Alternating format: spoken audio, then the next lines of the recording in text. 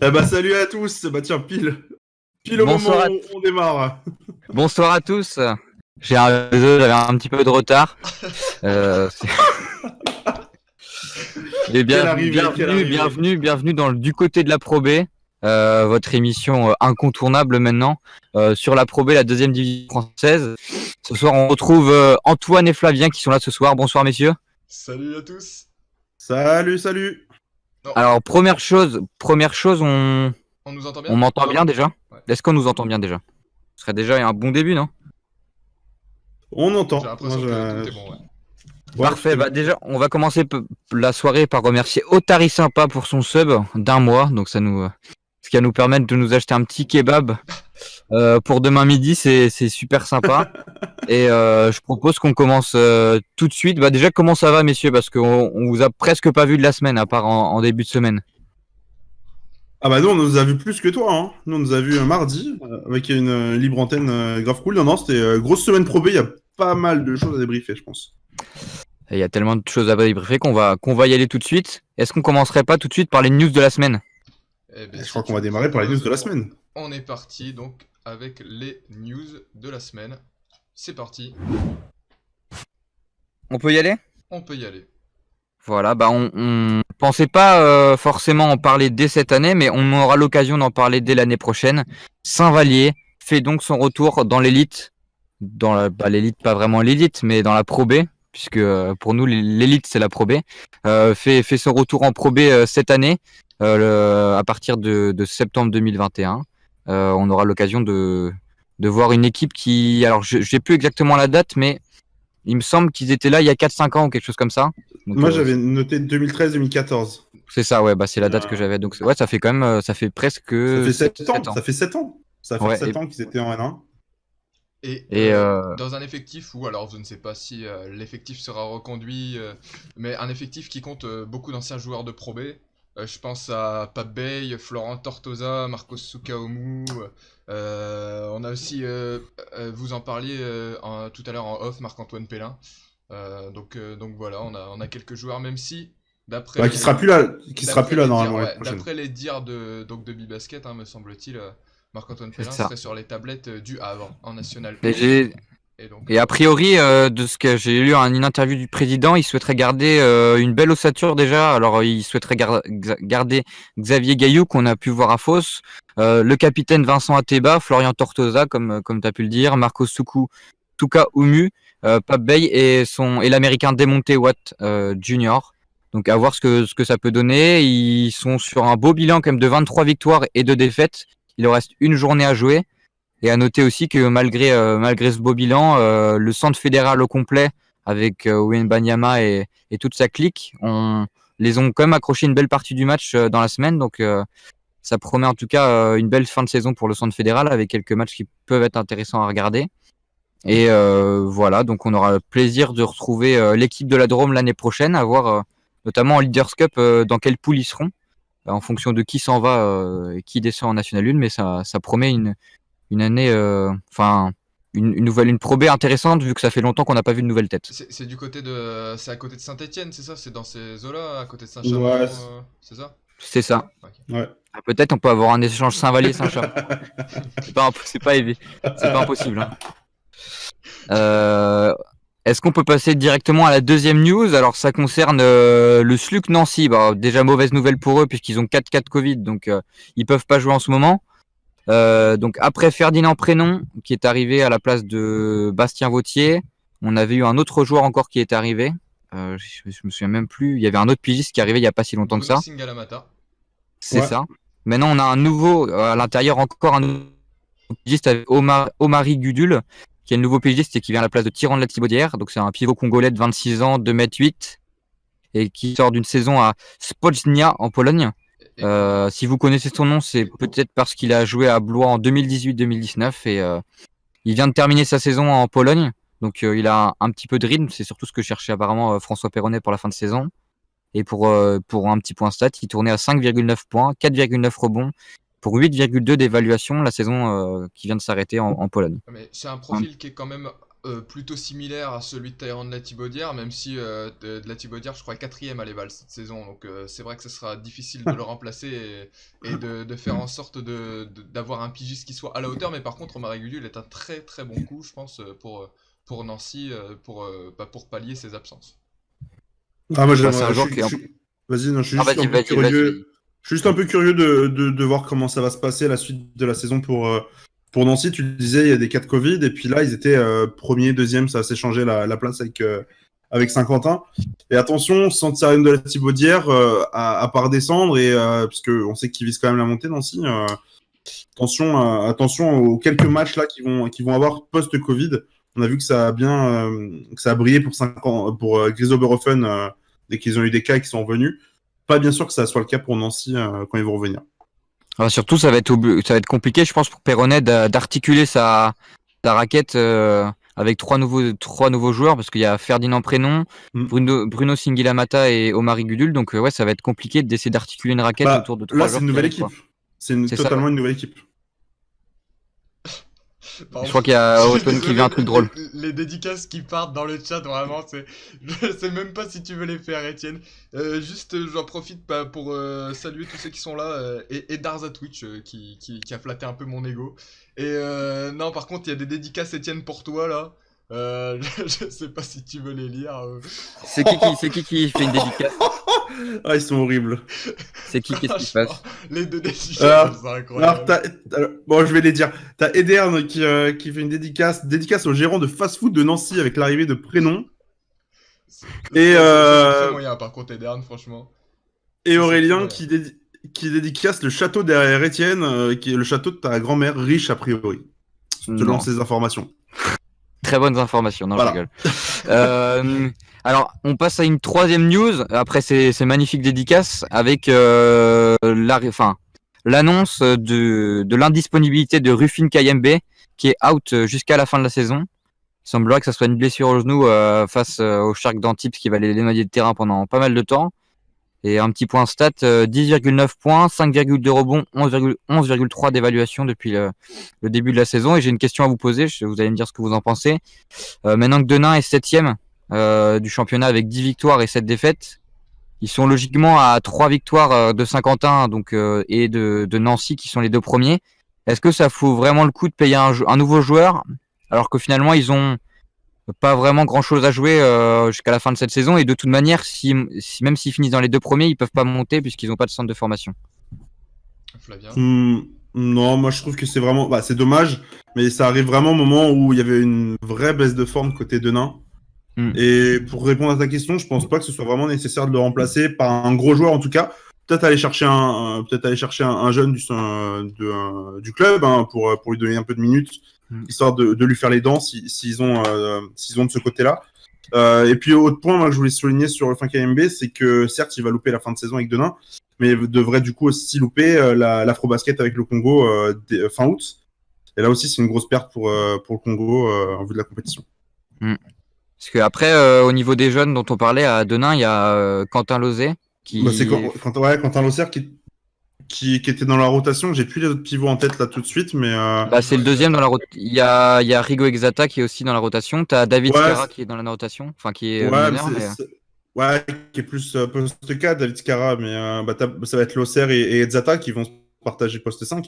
Et je suis un peu j'ai un peu peur pour que cette équipe de Denain retombe au classement encore plus que ce qu'elle ne faisait depuis cette semaine. Là, de toute manière, le maintien est acquis, donc ça peut être l'occasion pour, par exemple, pour des jeunes comme Ismaël Cadio qui était en National 1 l'année dernière, ou encore il y a Brahim Dou aussi qui a été formé au Mans. Ça peut être une opportunité aussi d'avoir des minutes. Ouais, pas forcément poste pour poste, mais ils en avaient un petit peu, mais c'est sûr que là, par exemple, si on imagine des formations un peu plus small ball, vu que tu as un pivot en moins, c'est des garçons qui vont avoir leur chance. Et Ismaël Cadio, de mémoire, il a quand même pas mal de titularisations cette saison avec Denain. Il est devenu titulaire et titulaire à l'aile, c'est ça, ouais. Pour moi, c'était Chris Ebouendoy, mais autant pour moi, peut-être. Il a été décalé sur le poste 2 là, sur les dernières rencontres, et c'est Cadio qui en 3. Au début du match, au début de la saison, il jouait très très peu. Ouais. Mais c'est vrai que depuis là, c'est vrai que moi je trouve que c'est un chouette joueur en tout cas. Il a 3 titularisations, mais il joue 6,2 minutes en moyenne. Donc c'est qu'il a vraiment pas beaucoup joué en début de saison. Et il joue à la Charité l'année dernière.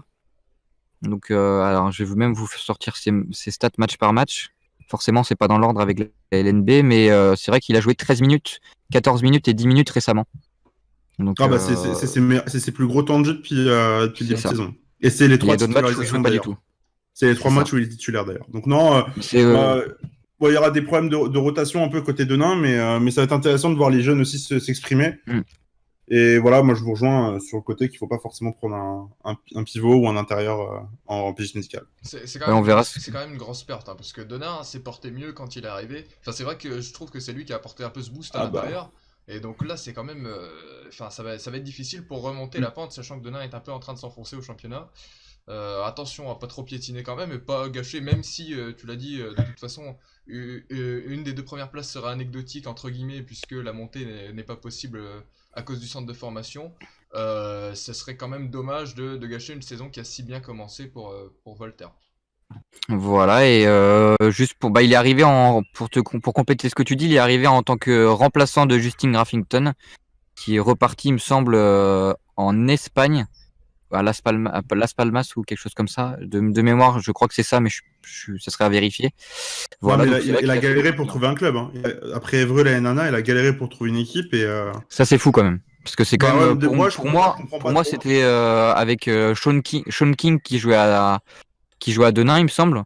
C'était les 2 meilleurs pivots étrangers, ou Cotonou en tout cas, de la Pro B, quoi. Donc, ouais, alors après, est-ce que c'est pas. On parlait des exigences salariales avec Yunio Barweta il y a quelques émissions. C'est possible aussi. À ça, parce que regarde, Yunio Barweta, depuis qu'il est arrivé à Évreux, c'est un petit peu la fête, Évreux en ce moment. Ou alors il avait juste peut-être envie d'aller voir plus haut en JP Elite. Il a eu une opportunité à un moment donné avec Champagne Basket, mais il a pas réussi à choper un contrat. C'est comme Bruno Singuilamata qui avait souhaité aussi plutôt viser la JP Elite. Il a pas réussi à trouver un point de chute, même s'il a fait une pige à Boulazac, et finalement il se retrouve à Nancy pour la fin de saison. Voilà. Est-ce qu'on passerait pas au point score? Pour moi, on enchaîne au point score. On peut poursuivre avec les résultats. Et dans les résultats à noter, on voit qu'il y a quand même 2 défaites face à des rivaux pour le classement. Pour Fos, qui a perdu successivement contre Saint-Quentin 80-78 et 66-69 face à Blois. La folle remontée de Lille qui est en marche avec 2 nouvelles victoires face à Denain 72-55 et face à Rouen 80-76. Et Saint-Chamond qui, encore une fois, coule et encore et toujours face à Rouen 69-87 et face à Évreux 79-71. Est-ce que vous avez peut-être d'autres résultats que vous avez retenus avec la défaite de Paris face à Grise aussi? Oui. Moi, je retiens forcément celui-là. Non, celui que moi, je retiens particulièrement, c'est la victoire de Blois à Fos. Ce Blois s'est déplacé avec pas mal d'absents sur la Côte d'Azur. Et il y avait plus 16 pour Blois à la mi-temps, un truc du genre.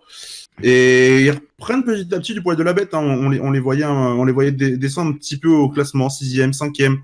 Et là, ils sont venus top 3 à la mi-saison. Donc, moi, on retrouvait une équipe qui n'était pas forcément en confiance il y a encore un mois. Et désormais, qui retrouve son basket petit à petit, ça fait plaisir forcément pour eux. Moi, j'aurais aimé souligner vraiment le mois qu'est en train de réaliser Souffle, alors sans vouloir t'offenser Étienne, avec donc cette victoire à Quimper, cette victoire contre Quimper, cette victoire contre Poitiers et celle d'avant contre Saint-Quentin. Souffle, alors on en avait parlé justement comme quoi Souffle n'était jamais vraiment loin de la victoire, mais n'arrivait pas à passer ce cap, donc qui restait un peu bloqué dans le ventre mou du classement. Et là, ça fait 3 victoires consécutives. Bon, une face à Poitiers, dont on reparlera plus tard, qui est vraiment dans le dur, mais face à Saint-Quentin et Quimper, ce sont 2 gros succès, donc peut-être que le vent a tourné du côté de la troupe de Stéphane Eberlin, en tout cas qui propose toujours un beau basket. Juste pour rebondir sur Souffle, moi je les avais vus quand ils sont venus à Paris en début de mois, et je me pose la question en fait si c'est pas été le déclic, tellement ils étaient hors de leur match. C'était il y a eu une série de 6 défaites où ils étaient moins de 5-6 points d'écart. Et à Paris, ils ont pris moins 20 et ils n'ont jamais été dans le match. Et je me demande si ça n'a pas justement été le déclic de cette équipe-là pour se remettre dedans, retrouver un peu d'élan collectif pour aller chercher des victoires contre des grosses équipes. Ah, c'est fort possible, ouais. Est-ce qu'on passerait pas à un petit point de classement pour avoir un peu une idée de comment ça se passe au niveau du classement? Mais on te suit, Étienne. C'est parti avec le classement. C'est ça. Alors, le temps que ça s'affiche sur mon stream, mais en tout cas, vous voyez évidemment que voilà, c'est parfait. Saint-Quentin qui est toujours premier. Nancy, Blois, Quimper, Fos, Paris qui complètent les 6 premières places. Et honnêtement, je pense que ces 2 places-là pour la Pro B vont se jouer entre 6 équipes. Clairement. Je suis carrément d'accord, justement. Moi, je me disais il y a vraiment une démarcation entre les 6 premiers et ensuite Denain. Maintenant, je pense. Maintenant, je pense que c'est acté. On peut enlever Denain de ce top 6, du coup de ce top 7, mais on peut enlever Denain et puis vraiment, je pense, se concentrer sur ces 6 équipes. À moins vraiment qu'il y ait une équipe qui nous surprenne du style Vichy qui fait une fin, mais bon, je pense que les 6 premiers sont les candidats à l'accession à GP Elite. Ouais. Et là, on a une sorte de... On va dire que ceux qui ont fait un bon début de saison et qui maintenant sont un peu plus dans le dur rencontrent ceux qui ont fait un mauvais début de saison et qui remontent. On voit Denain qui est un petit peu plus en difficulté, Évreux qui revient bien, Vichy qui est un petit peu en difficulté, même si c'est pas non plus très très grave, hein, ça va se maintenir cette année. On a Lille qui est parti pour une folle remontée, Rouen et Nantes, franchement 2 équipes que je trouve sans saveur cette année, dans le sens où je sais pas, très irrégulière. Hein. C'est ça, très irrégulier. C'est pas fou. Rouen, c'est quand même là ces derniers matchs, hormis la défaite à Lille, c'était quand même sur une belle pente et bon il y a oui mais parce qu'il est arrivé de Aiki Roegbu. Hein. Ouais, effectivement. C'est lui qui est venu mettre un petit peu ce coup d'éclat à Rouen, mais depuis le début de saison, on trouvait pas que cette équipe, je trouve moi que cette équipe, elle jouait pas au niveau auquel elle aurait dû être depuis le début de saison, par exemple. Ouais, je partage, ouais. Et après, au niveau de la 13e à la 18e place, on retrouve Souffle et Grise qui marche plutôt bien en ce moment. Saint-Chamond, qui est, comme on l'a dit, qui est en grande difficulté. Ex-Maurienne, on sait pas trop, en fait, avec cette équipe. Je saurais pas, en fait, je sais pas quoi dire. Je trouve qu'il y a du potentiel, hein, mais ils font pas grand-chose pour... Chaque année, quand tu vois qu'ils battent... j'ai l'impression qu'on se dit ça, franchement. Mais quand tu vois que cette année ils battent Blois par exemple, mais qu'après ils sont capables de se faire battre par d'autres équipes du bas de tableau, c'est quand même problématique. Et honnêtement, c'est pas le changement d'entraîneur qui a vraiment changé quelque chose. Il y a eu Fabien Romeillet qui va peut-être devenir directeur sportif de Dijon. Là maintenant c'est Emmanuel Schmitt qui est le coach. Honnêtement, il n'y a pas vraiment de... Je sais pas, c'est vraiment une équipe qui m'inspire pas vraiment grand-chose en fait. Et juste pour revenir, on a dans le chat, il y a des questions sur Saint-Quentin qui pourra pas monter. Effectivement, hein, c'est pas de centre de formation agréé, comme ça avait été le cas en fait pour Blois en 2018 quand ils avaient été champions de Pro B et qu'ils n'avaient pas pu accéder à la première division. Bah là, c'est le même souci, sauf qu'on le sait déjà. Donc la montée va se jouer entre les 5 premiers. Hein, mais a priori, de ce que j'ai compris, si par exemple Saint-Quentin finit premier, c'est le 17e de JP Elite qui ne descend pas du coup. Plutôt que le 3e qui monte. J'espère qu'ils vont terminer 3e 50 ans. Peut-être un sauvetage miraculé d'une équipe de JP Elite. Il y en a ici. Mais... Un mot sur Antibes nous demande Aurélien. Antibes c'est nul.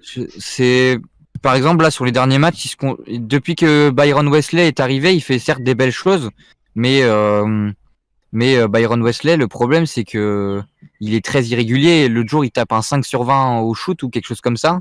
Ça fait un peu penser à un Early Beast, même si au niveau du caractère, il a l'air d'être quand même un peu mieux. Carl Limbone qui est arrivé, il est pas fou. On peut quand même souligner d'un Temidayo Youssouf qui est quand même sur les derniers matchs, est en train de vraiment de monter en puissance en premier. Je sais pas ce que t'en penses. Mais honnêtement, depuis que Daniel Gottal c'est là, c'est mieux, c'est sûr. Mais ça pourrait être difficilement être pire. Hein.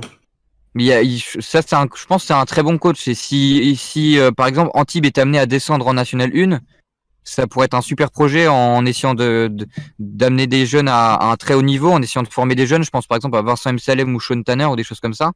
Les deux là, tu les prends en National 1 l'année prochaine, ça peut faire de très belles choses.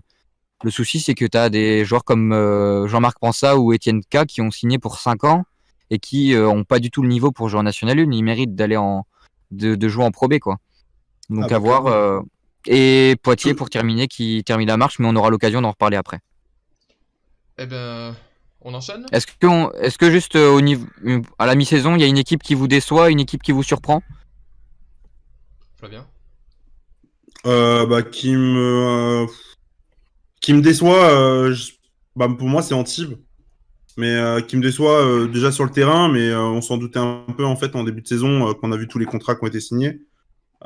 C'était un peu, on se posait vraiment la question, ils sont bourrés ou ils ont vraiment signé autant de temps, autant de mecs et ça marche pas. Et pour moi, vraiment, c'est peut-être l'équipe que je voyais le plus haut, je crois, dans mon classement début de saison parmi tous là.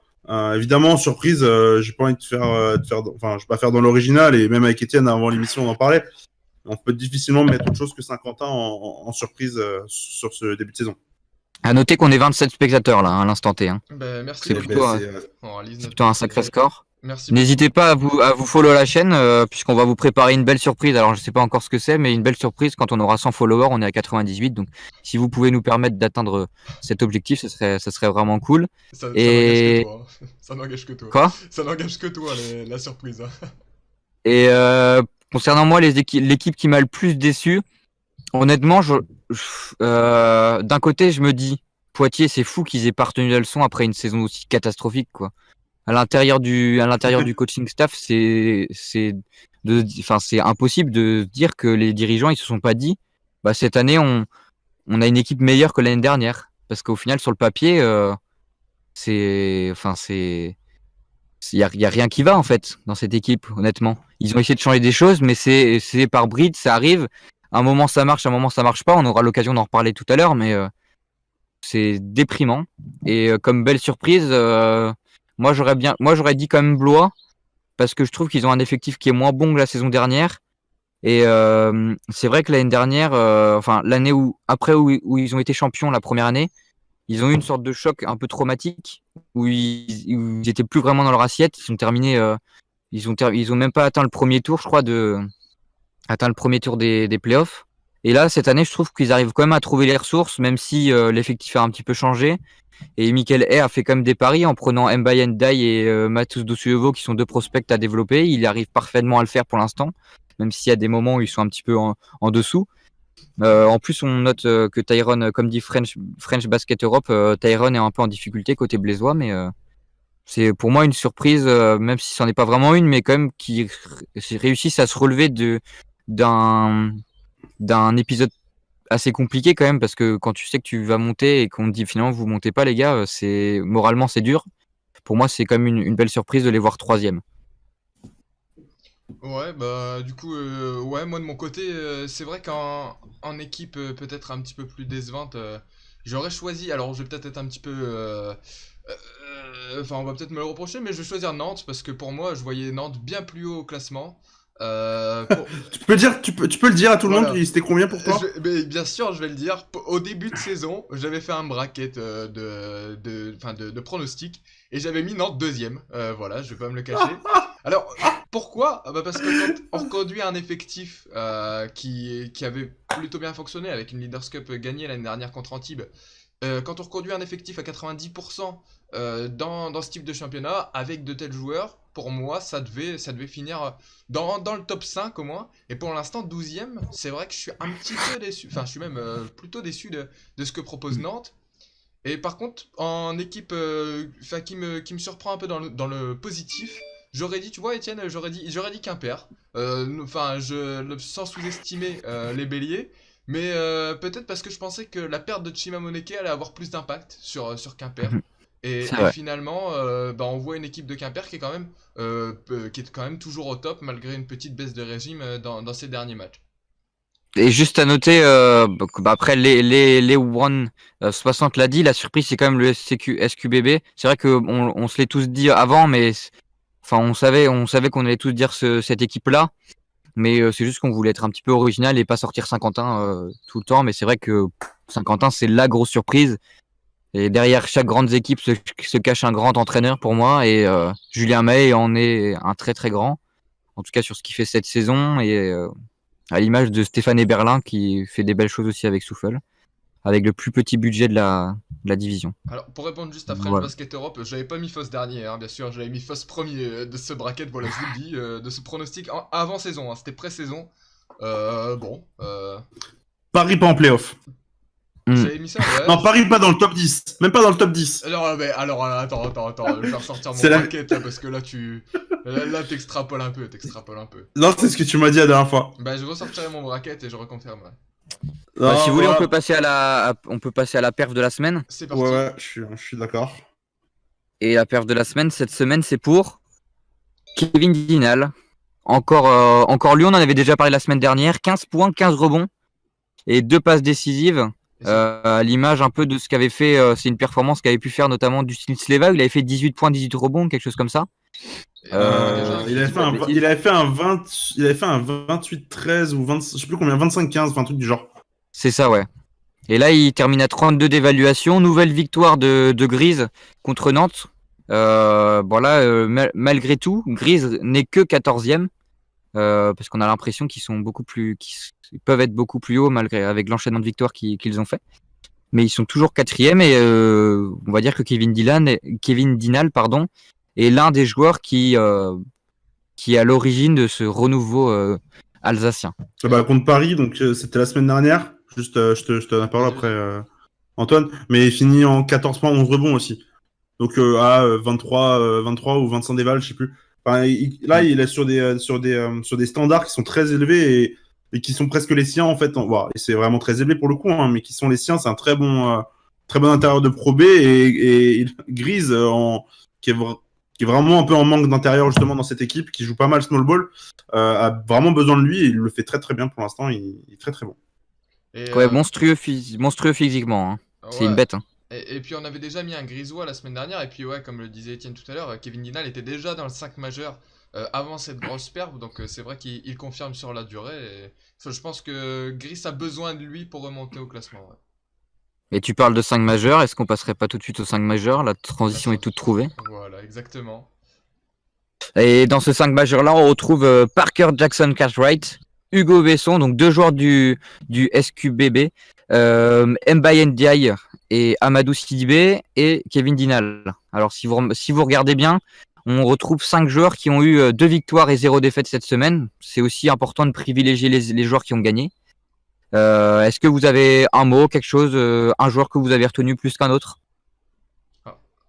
Moi, je dois avouer que pour l'avoir vu notamment passer 33 points face à Lille et 11 passes, c'est vrai que Parker Jackson Cartwright, il est vraiment monumental. En plus, c'est un meneur de petite taille et vraiment, il se balade. Il se balade sur le parquet, il balance des shoots venus d'ailleurs et franchement, quand je l'ai vu arriver, alors voilà, tout de suite je me suis penché un peu sur son profil. C'est vrai qu'il avait l'air intéressant comme meneur, mais je pensais pas qu'en une année en Pro B comme ça, il se ferait un nom. Il est premier en points, deuxième en points, derrière Hugo Besson me semble-t-il, ou dans le top 3. Il est premier en passe et il est premier à l'éval. Donc c'est vraiment, c'est monstrueux, c'est monstrueux. Donc quelle confirmation, enfin quel joueur quoi. Moi, j'ai très très peur de te dire que Paris se déplace mardi à Saint-Quentin. J'ai très très peur de ce déplacement, sans mentir. Là, le duo derrière, c'est vraiment monumental. Dans le chat, on dit que Parker Jackson Cartwright est MVP. Effectivement, pour moi, c'est lui le MVP. Et moi, si je dois retenir un joueur, je dirais peut-être Amadou Sidibé dans le 5, qui est meilleur dans les meilleurs rebonds. Je crois qu'il est meilleur rebondeur du championnat avec genre 10 rebonds de moyenne. Et Évreux, depuis le mois de mars, ça fonctionne plutôt bien. Ils ont perdu que 2 matchs en un mois et demi, et c'était des déplacements à Fos et à Nancy. Moi, je mets Amadou Sidibé assez haut, et dans la hiérarchie des pivots en Pro B, il est assez élevé. Et juste avant, juste Étienne, si je peux juste glisser un petit mot avant que tu interviennes.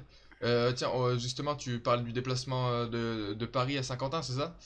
Ouais. J'ai un peu peur, sans vouloir l'offenser, mais que Ryan Boatwright, qui n'est pas connu pour sa palette défensive, prenne l'eau face à un Parker Jackson Cartwright. Oh oui, bah alors Il se débrouille. Ouais, bon, on verra. Bah, Ce que ça donne. c'était Milan Barbic sur les premiers matchs. Hein. Saint-Quentin, c'est la seule équipe qui a battu Paris à domicile cette saison. Ils l'ont fait 2 fois en plus. Mais après, en même temps, que ce soit Boatwright, Milan Barbic ou n'importe qui limite en Pro B, en fait, le résultat est le même pour l'instant.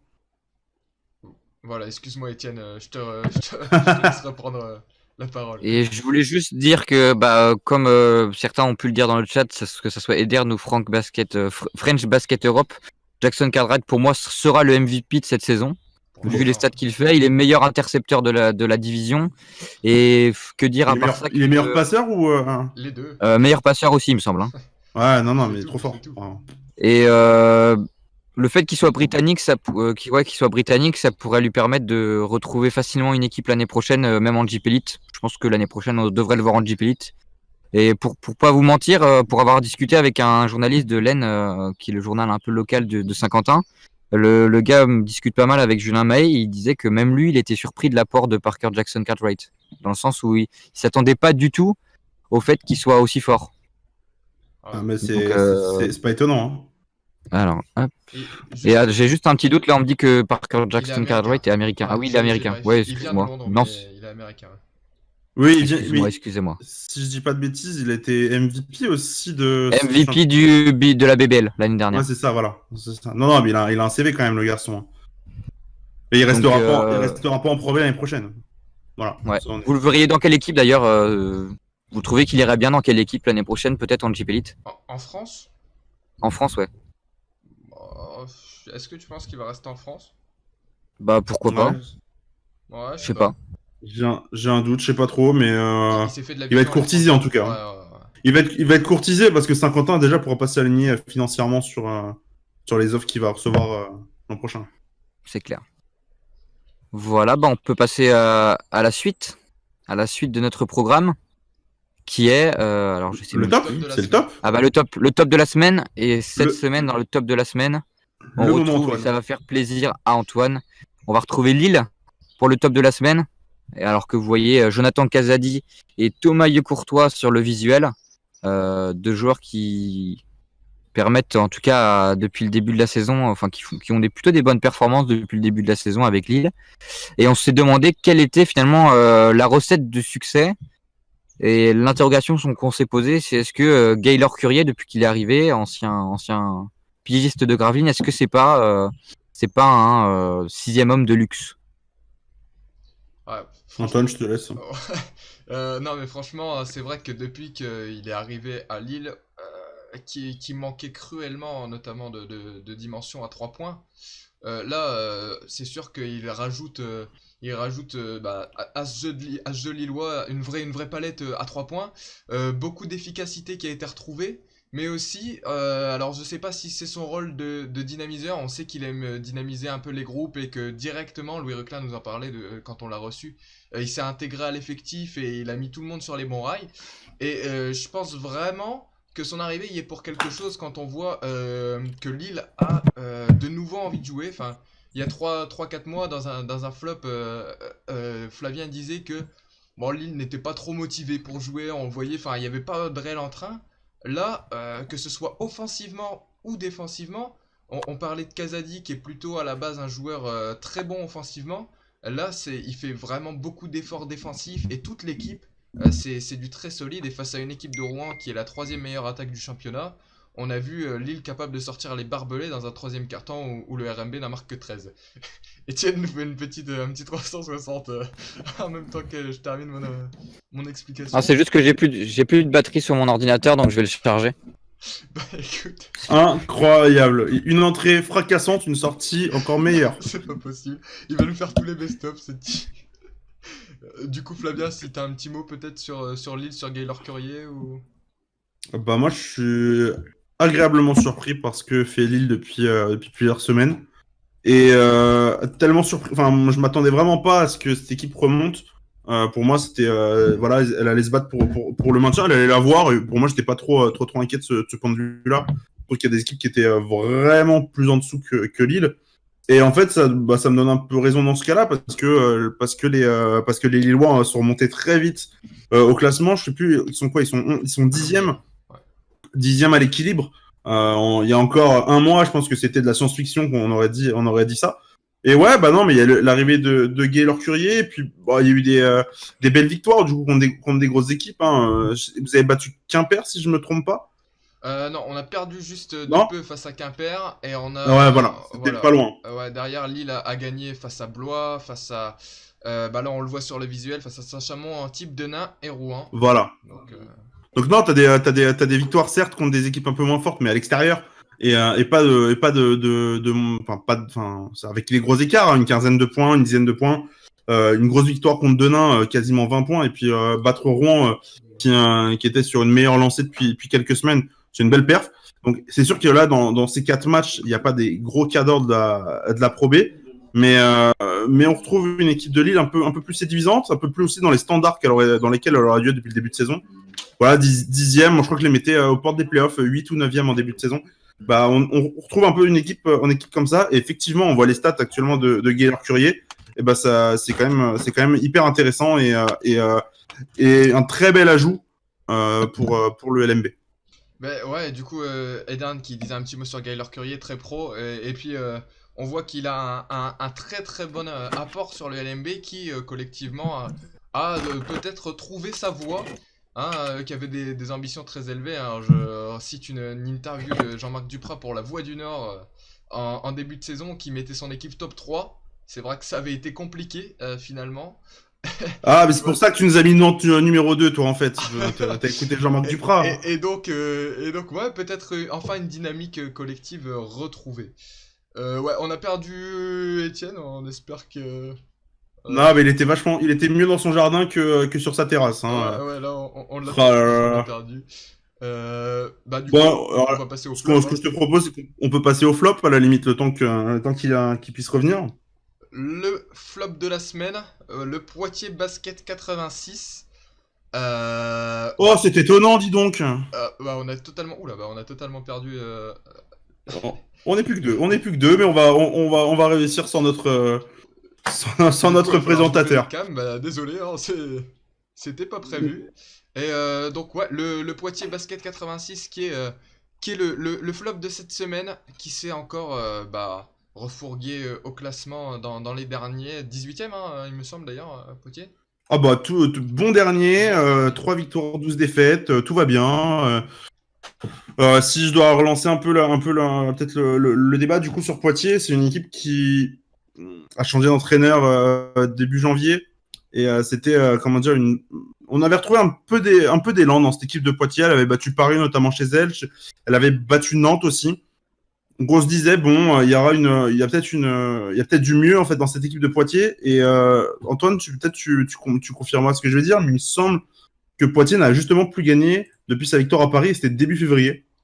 Ouais, je crois que c'est un truc du genre. Et qu'ils enchaînent.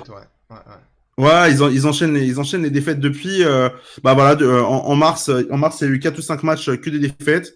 En avril, que des défaites également. Et on retrouve voilà, peut-être 7 ou 8 défaites de suite. Et l'équipe en fait qu'on avait depuis en fait qu'on avait vu en octobre, qu'on avait vu en décembre, et qui n'a met pas un pied devant l'autre, et qui est toujours aussi inquiétante. Je te laisse peut-être Antoine parler des recrues, de l'influence des recrues qui ont eu une influence un peu trop rapide et qui s'est éteinte très très vite. Exactement, ouais, c'est ce que j'allais dire. Finalement, c'est un peu dommage puisque Poitiers a repris très fort avec l'arrivée d'Andy Thornton-Jones à la tête de l'équipe. Et derrière plus grand chose. Poitiers s'est éteint. On le voit notamment là aux 3 recrues donc, qui sont arrivés. Donc il y a eu d'abord surtout le gros impact de Jamar Abrams et Mathis Keita. Et puis là, depuis quelques matchs, c'est un petit peu plus compliqué du côté Poitevin. Alors, juste un petit mot, je disais sur Jamar Abrams tout à l'heure, j'en parlais en off avec mes collègues de Pro B, enfin, maintenant on n'est plus que 2, mais j'en parlais avec Flavien et Étienne. Jamar Abrams qui a commencé très fort offensivement, et qui là, alors, a une moyenne de points qui est plutôt très correcte, avec 12 points, mais qui envoie beaucoup de shoots ratés à chaque match. Mathis Keita, bah, il a une belle ligne de stats, mais pareil, l'efficacité, elle est un peu perdue depuis quelques matchs. Et puis Soria Bangoura, qui a peut-être pas l'impact qu'on espérait retrouver pour compléter ce poste 4 qui a encore été fragilisé par la perte de Kevin Mendy tout récemment. Donc, enfin, avec un 3-4, hein, mais. Donc, ouais, là, Poitiers qui est vraiment dans le dur, et pour s'en sortir, ça va être compliqué, surtout du coup avec les blessures. Et si les recrues continuent à vendanger un petit peu, j'ai envie de dire, offensivement. Je finirais peut-être juste par les résultats. On n'a pas mis la série de défaites, hein, mais... Ah si, on l'a mise, pardon, je l'avais pas sous les yeux. Mais comme vous pouvez le voir, en fait, à part la défaite de 1 point à Fos-sur-Mer en prolongation, où ça s'est vraiment joué à rien, où ils auraient mérité de gagner, hein, à Fos, mais Fos avait des difficultés à ce moment-là à domicile.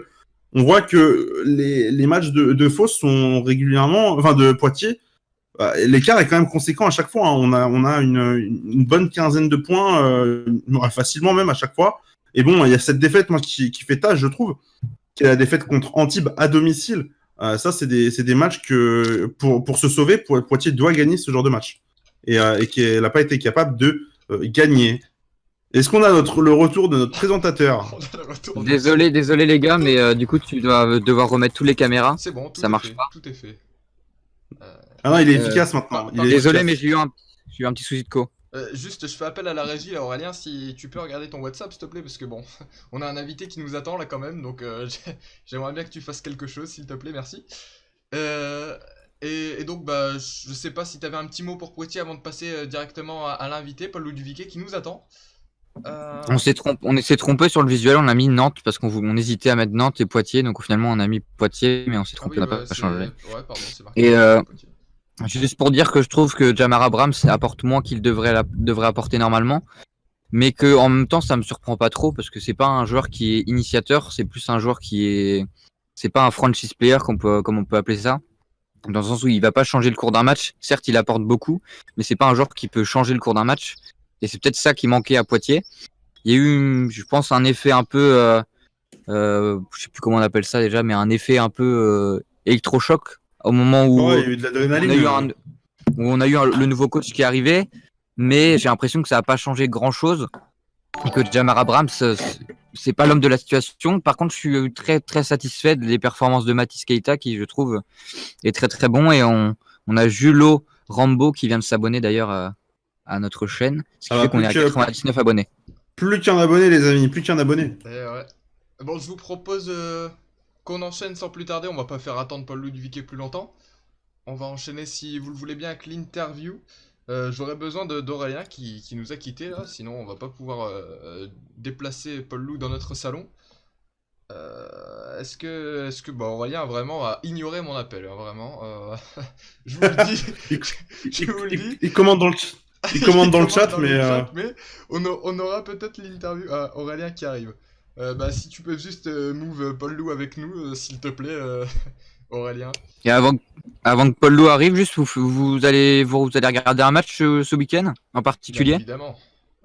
Bah, moi ce sera Paris, mais je n'ai pas d'autre en tête là. Tout de suite, j'ai pas regardé le calendrier de la semaine, enfin, même pas du week-end déjà. Ah bah, j'aurai la chance d'être à la salle Michel Gauguin pour voir Souffle Quimper, en espérant voir une belle victoire de Quimper contre une grosse équipe de Souffle. J'aurais dû être à Carpentier pour Paris-Évreux, mais le Covid en a décidé autrement, dirons-nous. Et on accueille notre invité de la soirée, Paul Lou Duviquet, qui est parmi nous. Salut Paul Lou. Tous. Ouais, tu nous entends bien, ça va? Ouais, ça va, vous m'entendez bien là? C'est pas trop fort? Ouais, très bien, ouais. Ça va, parfait. Nickel. Est-ce que t'as une caméra ou pour l'interview? Ouais, je peux, ouais. Pas de écoute, souci, ouais. Je t'en prie. Hop. Parfait. En attendant, parfait. Eh ben, nickel. Voici. Content de t'avoir avec nous, Paul Lou. Merci d'avoir accepté l'invitation. Donc, je vous propose qu'on passe tout de suite à l'interview, messieurs. Let's go, ouais. Du coup, Paul Lou, est-ce que tu peux te présenter pour celles et ceux qui ne te connaissent pas et qui sont dans le chat? Je m'appelle Paul Lou Duviquet, j'ai 25 ans, je suis originaire du nord de la France, entre Calais et Dunkerque. J'ai été formé à Gravelines, donc je suis resté dans le nord un bon moment. J'ai commencé ma carrière pro à Lille où j'ai été prêté 2 ans. Après, je suis parti une année à Quimper quand ils sont montés en Pro B, leur première année en Pro B. On s'est maintenu très difficilement sur la dernière journée. Et derrière, je suis parti une année à Caen, ça s'est mal passé. Maintenant, ça fait 2 ans que je suis revenu à Quimper. Et ça se passe bien à Quimper, comment tu t'y sens après donc ces 2 saisons et puis donc la saison précédente qui a été un peu plus compliquée avant ton départ pour Caen? L'année en la première année en Pro B, donc c'était tout nouveau pour le club. C'était un club qui était même pas, ils avaient même pas prévu, ils avaient même pas envisagé cette montée aussi rapidement. Donc j'ai pu voir l'évolution là sur les 4 dernières années. Et c'est un club qui se structure très bien encadré. Et ils mettent tout en œuvre d'un point de vue sportif et aussi tout l'extra qu'on voit pas forcément pour essayer d'amener le club le plus haut possible. Et on peut dire que depuis 2 saisons, ça paye ses fruits parce que les résultats sur le terrain sont assez bons. Donc ça valide un peu le projet qu'ils essaient de mettre en place. Justement, cette saison, rentrons peut-être dans le vif de cette saison. Vous avez réalisé un beau début de saison malgré le départ, on en parlait tout à l'heure, de Chima Moneke, qui était l'un de vos hommes forts l'année dernière. Est-ce que les objectifs sont restés les mêmes ou ont-ils évolué finalement au cours de cette saison? On savait pas comment dire. On est un des rares effectifs de Pro B qui a pu garder un noyau assez solide de joueurs, parce qu'on a quand même perdu Shima Moneke et Lucas Dussoulier, qui étaient deux éléments hyper importants de notre équipe l'année dernière. Mais après, on avait un noyau d'étrangers avec Jackson Reed qui sont restés, qui connaissent bien la Pro B, qui sont des joueurs d'expérience. Et je suis resté avec Charlie Pontins également. Et du coup, ça facilite. On avait Jimmy Djemrabaye aussi, notre capitaine, donc ça facilite l'intégration des nouveaux qui sont très vite acclimatés et très bien intégrés. J'ai vu que Joulo Rambo, il s'était abonné à votre chaîne là, il y a pas longtemps, c'est lui justement. Et donc du coup tout va bien. Ils ont très vite pris le pas du club et de l'équipe. Et on a eu là récemment, ça va un peu moins bien parce que on est sur 3 défaites à l'extérieur, ce qui est un peu dommage, mais avec ce cas qui s'accélère, on n'a pas le temps de cogiter, il faut vite enchaîner et se repositionner sur le prochain match. Et selon toi, est-ce que c'est l'accumulation des matchs qui fait que en ce moment ça va un peu moins bien? Euh, on va dire que si on tirer des choses de ces défaites-là, on a la chance, entre guillemets, de savoir ce qu'on a mal fait. Donc c'est ce qui est facilement ajustable pour le prochain match, parce qu'il y a certaines fois où on perd et on n'arrive pas à en tirer des conclusions. Là, en discutant entre nous et avec le staff, on sait très bien ce qu'on a mal fait, ce qu'il faut faire, parce que on est conscient de nos qualités. On sait qu'on peut être une équipe très très dure à jouer. Je pense qu'on peut regarder dans les yeux un peu toutes les équipes du championnat, mais à l'inverse, on a un gros défaut, c'est qu'on a tendance à se relâcher par moments et agir plutôt qu'agir. Donc c'est un peu notre plus gros défaut. Il va falloir qu'on soit vraiment plus sérieux sur les prochains matchs. Justement, tu disais finalement on voit une équipe qui est quand même soudée, que ce soit dans la victoire ou dans la défaite.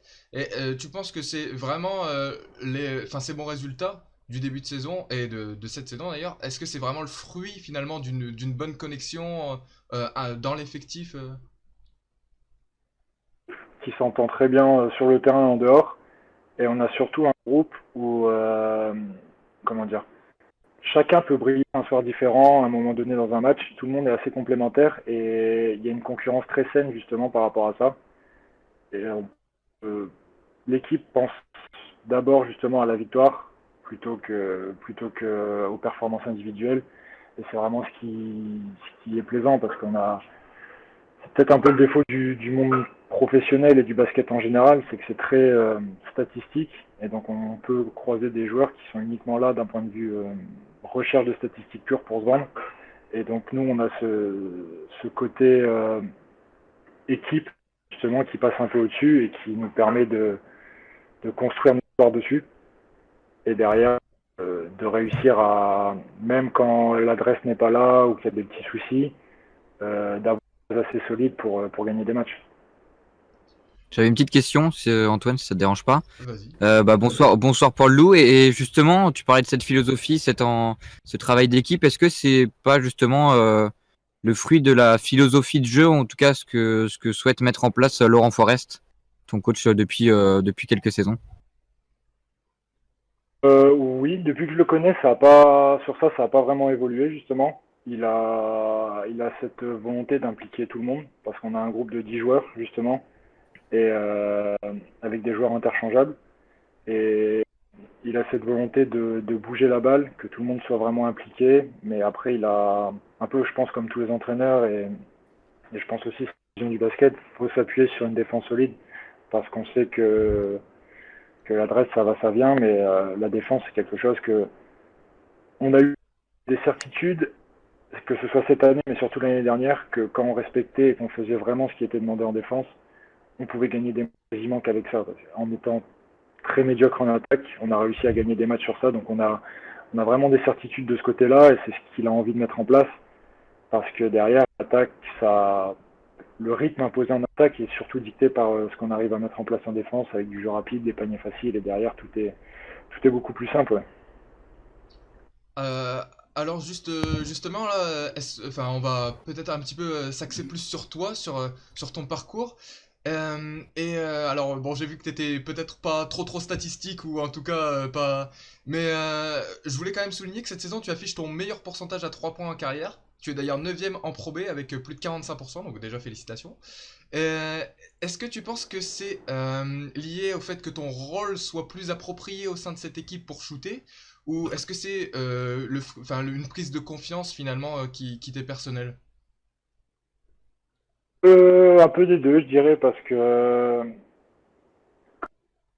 comment dire, les premières années pro, on a tout de suite envie de bien faire, donc on va toujours tenter des choses, on va essayer, même si c'est pas dans notre nature, on va essayer d'être un peu agressif à des moments où justement il faut plus laisser venir le jeu à nous. Et c'est ce que j'arrive à comprendre peut-être avec l'âge. Je me considère pas vieux non plus, mais ça fait quelques années maintenant que je suis en Pro B. Mais ce côté où déjà la Pro B c'est très physique et la raquette est souvent fermée.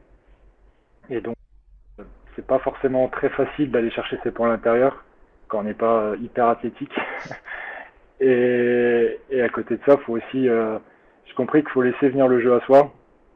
Et bon, on a une équipe où le ballon bouge en généralement assez bien, donc si on fait les bons mouvements dans les bons timings, on va être ouvert. Et après, moi de mon côté, ben, j'essaye de justement travailler la semaine pour être de plus en plus régulier sur mes tirs extérieurs, tout en gardant ce côté comment dire, unidimensionnel avec que le shoot à 3 points. J'essaye d'être agressif sur du drive, sur des pick and roll, sur de la passe, et c'est dans ce basket-là que je me retrouve justement. Mais je me focalise pas uniquement sur le shoot à 3 points. Tiens, d'ailleurs, je me permets de rebondir sur ce que tu as dit par rapport au fait que tu commences à avoir un peu d'expérience, enfin même pas mal d'expérience en Pro B. Tu as commencé très tôt avec les espoirs du BCM avant de rejoindre Lille, justement, pour ta première saison professionnelle, enfin en Pro B en l'occurrence. Est-ce que justement cette transition entre le championnat espoir et le championnat pro, après plusieurs années en espoir, te permet justement de conseiller des jeunes qui arrivent, je pense à Jules Rambo et Johan Randriamananjara cette saison, pour les aider à se développer finalement? Un peu parce que on a eu des similitudes dans les parcours en termes de centre de formation, pardon, en termes de centre de formation et d'équipe nationale jeune. Mais il y a ce côté Pro B qui est différent parce que c'est bien d'être en espoir de faire des rentrées avec les pros, mais on va dire dans ce côté-là, on a tout à gagner. On n'a pas de pression. Si on fait des bonnes choses, ben c'est bien. Si à l'inverse, on n'arrive pas forcément à faire ce qu'on a envie de faire, ben c'est pas grave. On est encore considéré comme le jeune. Mais quand on arrive dans le monde pro, et là par exemple le cas de ces deux-là en Pro B, il y a des attentes sur eux. Par exemple, Jules, il y a une grande partie sur la première partie de saison, il a souvent été titulaire. Et c'est quelque chose qu'il faut assumer parce que sur un poste 4, si le titulaire n'est pas bien, il faut que le remplaçant soit justement compense et soit à l'aise. Et inversement, donc c'est vraiment des, surtout comme on disait tout à l'heure, à Quimper, on est 10 joueurs interchangeables et les 10 joueurs jouent un rôle à un moment donné, que ce soit dans un match ou même dans la saison, parce que là, on est peut-être mi-avril, mais qu'on n'est qu'à la moitié de la saison. Donc on sait très bien qu'on aura besoin de tout le monde, justement, si on veut avoir des bons résultats. Et la Pro B, c'est un championnat tellement atypique qu'il ne faut pas se focaliser sur une mauvaise performance ou sur quelque chose qu'on fait mal. C'est plein de petits détails qui font que derrière, on va être le plus possible, garder la tête froide et tout va bien se passer. J'en profite justement pour remercier donc Jules Rambo, comme tu le soulignais tout à l'heure, qui a follow, qui s'est abonné là, et Bad Jack, donc je suppose que c'est Baptiste Chouafé qui s'est abonné aussi, donc merci. Et notre 100e follower d'ailleurs, One Love To, je ne sais pas comment ça se prononce, mais je le remercie également. Meilleur pote, Bienvenue à tous. Ça c'est l'équipe là, tu nous as ramené l'équipe pour ton interview, Paul Lou. Bon, sur l'entraînement, justement, je leur ai dit que je passais un petit moment sur Twitch après, donc comme c'est des accros de Twitch, j'ai fait la pub. Ah bah c'est sympa, merci beaucoup bah du coup à toi Paul Louis, merci à vous de vous abonner à la chaîne French Talk. Moi, j'ai peut-être une question, ouais, Antoine, vas-y Flavien. pour Paul Lou. Vous avez eu longtemps, vous avez gagné à domicile. Ça fait quasiment un an et demi que vous aviez été invaincu chez vous. À quel point c'était important de la garder inviolée, cette salle, et de gagner toujours Chose qu'on réfléchissait au quotidien et qu'on se disait tous les jours, mais avant chaque début de match, dans la causerie avec l'entraîneur, mais la petite causerie entre nous, il y avait forcément qui rappelait ça justement pour cette petite motivation en plus. Et un truc qui m'a marqué, c'est que tous les nouveaux qui sont arrivés cette année, ils ont dit on n'a pas envie de casser la série, on n'a pas envie d'arriver tout de suite cette série, enfin, on a envie de la garder le plus longtemps possible. Alors même eux qui ont pas fait partie de l'équipe qui a démarré cette série, s'y sont mis à fond dedans, et c'était vraiment comment dire, c'est quelque chose qui faisait parler un peu, parce que venir gagner à Quimper, c'était très longtemps justement difficile. Et ouais, ça nous a fait quelque chose de casser cette série, mais après, ça a peut-être été arrivé par le huis clos justement, parce que c'est vraiment de jouer dans des salles vides, que ce soit à domicile ou à l'extérieur. Je dirais même encore plus à domicile, parce qu'on a nos repères à nous, on a nos supporters, on a une ambiance qui est différente. Mais ouais, ça nous a fait quelque chose de casser cette série quand même. Alors juste, on revient un petit peu sur cette saison et sur les objectifs. On a vu quelques Quimpérois la saison passée, on en parlait avec Lucas Dussoulier et Chima Moneke qui ont rejoint la Jeep Elite. Donc ce passage dans le Finistère finalement a été une sorte de tremplin peut-être pour eux. Est-ce que ça l'est pour toi aussi? Beaucoup grandi en tant que joueur et en tant que personne aussi, parce que c'est un club. J'ai connu 3 clubs. Maintenant, je compte pas Gravelines avec le centre de formation où j'étais avec les espoirs. Mais j'ai connu 3 clubs professionnels. Et c'est un club où il y a un côté humain, une dimension humaine très très importante. Et c'est des valeurs qu'on trouve peut-être pas forcément partout dans le sport de haut niveau. Et le fait de retourner ici, après ma saison difficile à Caen, individuellement et collectivement, parce que j'étais blessé toute la deuxième partie de saison, ça faisait 6 mois que j'avais pas joué, je suis revenu ici, j'ai été très bien accueilli, je me suis bien remis de cette blessure justement. Ça m'a confirmé dans l'idée que j'avais, le ressenti que j'avais sur la première saison passée à Quimper.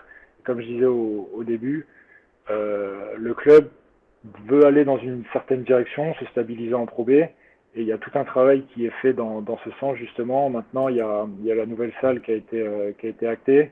C'est plus qu'à savoir quand elle sera disponible, mais il y a toute une continuité de projets qui est hyper intéressant ici dans un club assez structuré sur ça. Il y a juste une petite question dans le chat de Léo qui demande qu'est-ce qui a manqué à ton frère pour percer dans le basket, parce que apparemment c'est un collègue à ton frère. Bah, je sais pas, je vais pas mentir, parce qu'il fait ma taille. Je pense qu'il a un jeu de haut panier un peu meilleur que moi, mais après, à côté de ça, il s'est fait très tôt des grosses chevilles, des grosses entorses, donc je pense que ça l'a un peu freiné aussi. Mais après, il a souhaité privilégier les études, ce que je recommande et j'apprécie justement, j'admire. Donc il a choisi une autre voie. Ouais, parce qu'on a vu, dès que du coup on a parlé justement que t'allais venir dans l'émission, directement on a eu les autres chroniqueurs donc, qui connaissent bien apparemment ton frère qui nous ont dit ah ouais mais on pourrait faire un duo tout ça. Donc Même lui m'a envoyé un message, je savais même pas, mais je l'ai dit à personne. Enfin, ça vient de se faire dans, je sais pas, dans l'après-midi. J'ai donné ma réponse dans l'après-midi. Une heure après, je reçois un message. J'ai fait, mais comment tu sais? t'as été pisté de partout. C'est ça. Euh, et du coup, Ah, il y a juste Aurélien donc qui fait partie de l'équipe avec nous qui fait dédicace à Paul Louis qui vient. Alors je saurais pas prononcer, c'est de Waplage. Oi Plage ou Oye Plage. Waplage, d'accord. Là, c'est ça. Il a l'air d'être mais attaché à cette ville. Là, c'est ça. C'est mon petit village. C'est quand je disais entre Calais et Dunkerque, c'est ça. C'est Waplage. Euh, donc vendredi, vous recevez, juste pour revenir au championnat, l'autre équipe alsacienne, donc Gris Oberhofen, qui est dans une grande forme en ce moment. Dans quel état d'esprit vous abordez ce match On reste confiant parce que, comme je disais tout à l'heure, on sait ce qu'on sait faire. Après, on se méfie forcément de cette équipe parce on les a déjà joués. Et entre l'équipe qu'on a affrontée c'était en début, je sais plus si c'était en 2021 ou fin 2020, enfin bref. Entre le moment où on les a affrontés la première fois et maintenant, ils ont changé pas mal de joueurs. Donc ça va complètement être un autre match. Ils ont un paire d'arrière, même une rotation d'arrière qui est assez dangereuse parce que ça peut créer pas mal de jeux, ça shoot beaucoup à 3 points. Mais après, à côté de ça, nous, faut qu'on se focalise sur nous, ce qu'on sait faire, nos points forts surtout en défense pour canaliser leur. Et derrière, rester sur nos bases, être un peu plus fluide, tirer en attaque, mettre de l'intensité. Et je pense que si tous ces ingrédients-là sont mis en place demain soir, il y a une grande chance qu'on l'emporte. Eh ben c'est tout ce qu'on vous souhaite. Et une petite, enfin dernière question. Après si jamais vous avez une dernière question les gars, juste le petit rituel un petit peu de French Talk. D'habitude c'est Aurélien qui la pose, mais comme c'est moi qui t'interviewe aujourd'hui, est-ce que t'as des conseils pour les jeunes qui veulent devenir pro finalement et qui hésitent un peu à se lancer et qui aimeraient bien devenir pro? Il faut toujours garder la notion de plaisir dans le basket parce que c'est un peu ce qui nous fait avancer au quotidien parce que c'est un métier formidable parce qu'on vit de notre passion, mais à côté de ça, il y a pas mal de sacrifices à faire. Et donc, si on s'attarde plus sur les sacrifices plutôt que l'envie de s'entraîner, de prendre du plaisir à jouer, ben, ça va être très compliqué, mais faut garder justement ce plaisir au quotidien. Faut s'entraîner dur, justement, faut pas hésiter à. Après, c'est les formules un peu bateau, ça, mais je pense que il n'y a pas plus vrai. Faut rester après l'entraînement pour shooter, faut s'entraîner, il y a pas de secret, faut avoir confiance en soi, prendre du plaisir et s'entraîner dur, il y a pas de secret. Tu parlais de passion d'ailleurs, quand t'étais jeune, t'avais des idoles, des personnes qui t'ont inspiré dans le basket? J'ai commencé le basket en jouant à NBA Live et avec les Lakers de 2003-2004, donc j'étais très vite fan de Kobe. Et j'ai eu la chance justement de voir sa carrière en grandissant, en démarrant le basket, donc j'ai pas mal justement suivi sa carrière et j'étais un de très grands fans de Kobe. Et après en Europe, j'ai plus essayé de copier le jeu de Nando De Colo parce que d'un point de vue athlétique, je pense que c'est quelque chose auquel je peux me référencer un peu. Et là maintenant en Europe, bah, c'est le meilleur joueur européen, mais quand, quand il a commencé en Espagne et derrière quand il est parti au CSKA, il était déjà très fort dans la lecture de jeu, dans le shoot, il joue très très propre et c'est quelque chose que j'essaye de prendre de ce point de vue justement pour copier un peu si je puis dire. Eh ben merci beaucoup Paul Lou. Est-ce que Moi, t'as j'avais juste Étienne? une question parce qu'on a beaucoup parlé de basket, mais justement, est-ce que, hormis le basket, tu as d'autres passions dans la vie, des choses qui t'animent? Que ce qui est bien avec notre métier de basketteur, c'est qu'on a la chance d'avoir des temps libres. On a la chance d'avoir des temps libres pour faire d'autres choses. Donc J'adore voyager. Ça, c'est aussi peut-être un peu bateau, mais l'été, j'aime bien voyager dans des endroits, des fois même insolites. J'aime bien les jeux vidéo aussi. Ça aussi, c'est un peu la génération. J'aime bien cuisiner quand j'ai le temps. J'aime bien faire plein de choses, aller boire un coup avec les amis. Bon, ça fait peut-être un an et demi que c'est un peu plus compliqué, mais faire un bon resto et aller boire un verre avec les amis, c'est toujours bien. Mais ouais, justement, je pense qu'il faut trouver.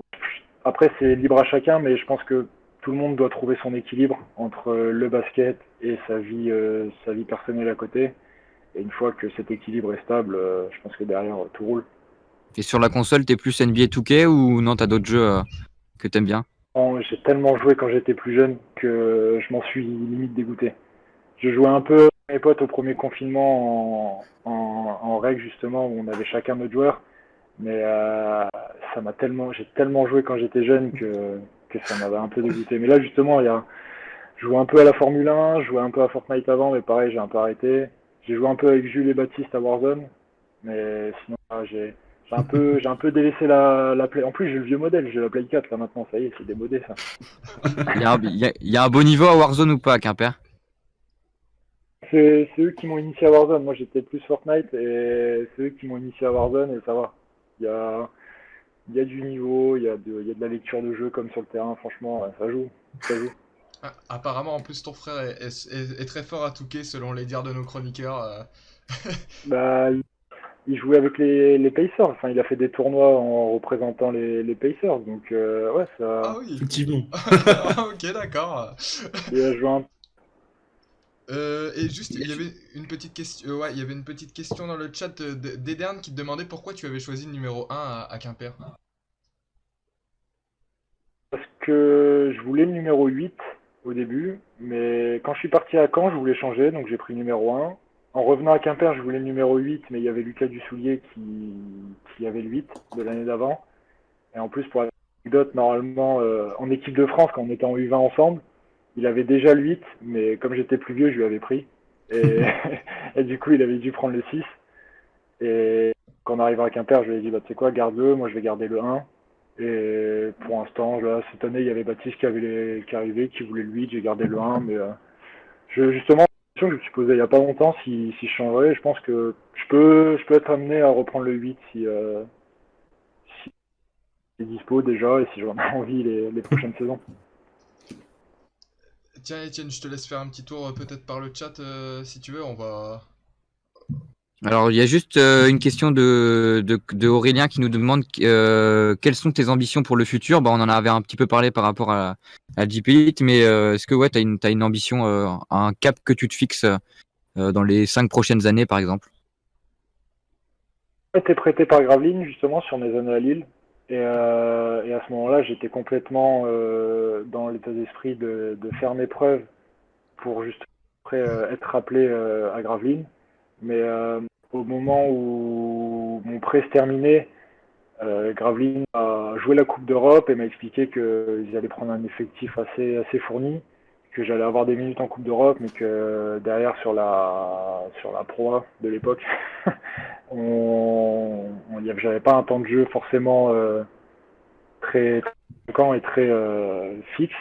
Donc je suis allé à Quimper, ça s'est bien passé, j'ai fait Caen et maintenant j'ai vraiment envie de m'installer en Pro B seulement, de continuer à faire des saisons où on gagne des matchs parce que moi je pense que c'est un peu comme par des gens mais j'ai vraiment envie de gagner le plus de matchs possible parce que je m'en fous je reviens sur les stats mais je m'en fous de faire des grosses stats si je perds tous mes matchs donc j'ai vraiment envie d'être dans une équipe qui gagne, de contribuer à ces victoires et pourquoi pas monter avec une équipe ou justement avoir une chance en Deep Elite un jour. Et pour terminer, je vais partager aussi la question que nous a posée Juan Lufto, qui nous demande comment rester passionné lorsque la passion devient un métier. C'est une question un peu philosophique, mais On a déjà parlé les étés, je lui en ai déjà parlé de ça en plus. Justement, je pense que c'est le fait de savoir couper par moment, de profiter de l'été pour avoir. Enfin, après, je pense que chacun a sa vision des choses. Mais moi, l'été, justement, je préfère couper un bon moment, Donc, si possible, partir à l'étranger, partir quelque part, vraiment plus penser au basket. Après, forcément, il va falloir une partie de prépa physique pour préparer la saison. Et à côté de ça, au quotidien, c'est comprendre que ce n'est que du basket, même si il y a beaucoup de choses qui rentrent en jeu et que tout le monde a envie d'être bon, tout le monde a envie de performer, ça reste que du basket, c'est un sport. Et c'est ce qui me frustre un peu sur cette saison, c'est qu'on fait un sport où on a la chance d'amener des gens dans des salles. Il y a des gens qui se déplacent pour venir nous voir et on se retrouve à jouer, à continuer notre championnat, mais dans un huis clos. Donc il y a ce côté-là qui est un peu moins drôle, si je puis dire, un peu moins plaisant.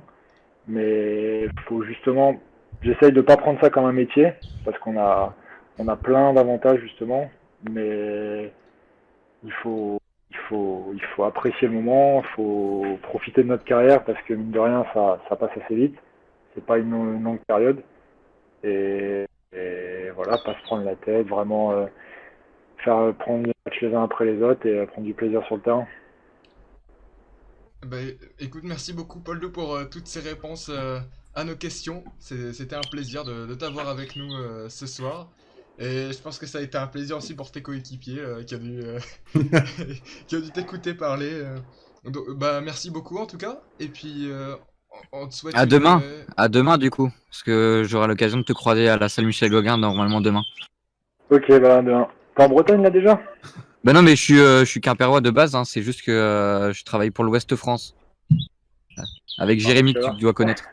Ouais, ça roule. Et bah On du verra. coup, moi je vous dis pas à demain, mais je te souhaite une bonne fin de saison et puis bah, une bonne suite de saison. Et puis tout le meilleur pour la suite. Merci à vous. Salut Paul Lou. Merci. Salut. Salut. Bah voilà les gars, c'était... Enfin je sais pas ce que vous en avez pensé sur le chat, n'hésitez pas à dire ce que vous en avez pensé de ce joli petit interview de Paul Lou. Vraiment intéressant. C'est vraiment intéressant et puis c'est dans la continuité de ce dont on avait parlé avec Jérôme Cazeneuve. C'est vrai que les joueurs de Pro B ils sont souvent moins mis en avant, mais c'est des joueurs qui ont des belles choses à nous apprendre en tout cas je trouve. Je sais pas ce que vous en pensez. Ouais, Ah, effectivement. mais c'était. Ouais, surtout, Bon, vas-y. c'est un jeune joueur qui a déjà beaucoup, enfin, c'est encore un jeune joueur qui a déjà beaucoup d'expérience dans la division, donc c'est vrai qu'on a beaucoup de choses à apprendre de Paul Lou Duviquet et des joueurs dans son cas. Tu nous ramènes un joueur de Paris la semaine prochaine, Flavien? À combien j'avais dit que je vous en ramenais déjà la dernière fois? 5. 5? Ah ouais, 5. Tous les Ça va faire beaucoup. Paris Hein. Basket, là. Le 5 majeur, allez, c'est parti. Ben, Allez, compte sur toi. on essaiera. On essaiera. Dustin Sleva, il sait parler français ou pas du tout? Il progresse beaucoup, mais il parle, c'est difficile encore en français. Même si maintenant il force à parler en français en conférence de presse. Ça marche. Je voudrais juste passer par le chat pour remercier tous ceux qui étaient là et qui nous ont suivis pendant le live, qui ont parlé et qui n'ont pas forcément aussi parlé dans le chat, mais merci à tous ceux qui ont été présents, qui ont posé des questions et puis qui nous ont soutenus. Je pense à Léo. Et on rappelle qu'on a dépassé les 100 abonnés là. Les 100 followers, oui, et grâce à 3 Quimpérois en plus. Alors on peut quand même souligner ce détail. Ah, c'était l'objectif de la soirée et il est rempli. Ça montre aussi l'esprit de, je sais pas si on peut appeler ça comme ça, mais l'esprit de cohésion de groupe, l'esprit de camaraderie qui règne dans cette équipe de Quimper. Et pour les observer assez régulièrement, c'est vrai que ça se voit sur le terrain, même à l'échauffement. On sent que les joueurs s'entendent bien et surtout la base de JFL que possède Quimper avec Paul Lou Duviquet, on a Charlie Pontance et on a Jules Rambaud et Baptiste aussi qui étaient là. Et c'est vrai que c'est assez plaisant à voir, même en dehors du terrain. Bon. Est-ce que on peut terminer l'émission ici hein Je pense que on termine l'émission avec 26 viewers. Je crois qu'on n'est jamais repassé en dessous de 20 viewers une fois que l'émission a commencé. On a donné une bonne leçon aux supporters de la Jeep Elite pour leur dire que la Pro B c'est the place to be. Voilà. Le mag n'a qu'à bien se tenir. Hein. C'est ça. Et en tout cas, merci à tous d'être venus. Merci de vous être abonnés. On passe le cap des 100 followers. Direction les 200, on va dire ça comme ça, et en espérant que ça ne soit qu'une petite partie de notre future fanbase. Parce que juste, ce qu'on peut dire, c'est qu'on revient lundi, on revient dès lundi pour le flashback. C'est ça. Ça, c'est Eh. une bonne nouvelle, ça. Lundi, 18h, si je ne dis pas de bêtises, le flashback. Voilà. Donc, vous nous retrouvez dès lundi pour la nouvelle semaine. Avec un match à commenter qu'on... On n'a pas encore les matchs, mais on va bientôt vous les proposer. En story ce week-end. Qui a augmenté le prix de la blague? Apparemment, il y a des gens qui ont augmenté le prix de la blague. Ah oui, C'est on bien. a augmenté. Sinon, après, j'en fais trop. C'est Bon, en bien, tout c'est cas, bien. Et on a un nouveau follow, tiens, Watawa 29 000. Bah, je suppose que avec 29 000, ça doit être un Quimperois. Donc merci beaucoup d'avoir rejoint la team French Talk. Bienvenue. voilà, et si t'as pas eu l'occasion de voir l'interview de Paul Luduviquet, tu peux la retrouver sur la chaîne YouTube d'ici demain. Et d'ici là, on vous souhaite à tous et toutes un bon week-end basket. Et Profitez bien et puis on se retrouve lundi. pour ceux qui veulent nous soutenir, il y aura une petite pub de 30 secondes à la fin de ce live. Vous pouvez rester juste pour la visionner, pour nous soutenir. Et puis voilà. Et on vous laisse tranquille. Parfait. Yes. Ciao les Salut amis. à tous. Bonne Bonne soirée. Bonne soirée.